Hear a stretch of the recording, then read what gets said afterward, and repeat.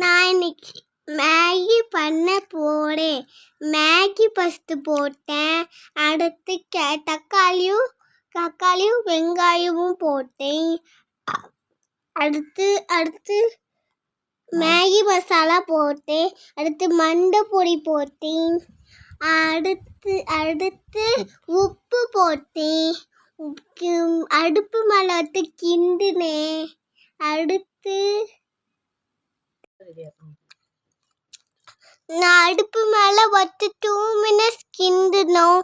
அடுத்து எடுத்து வெளியில வச்சோம்.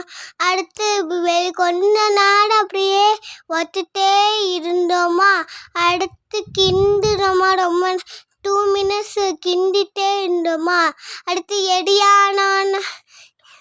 எரியானோன்னு பிளேட்டில் எடுத்து வச்சு சாப்பிட்டுட்டோம்.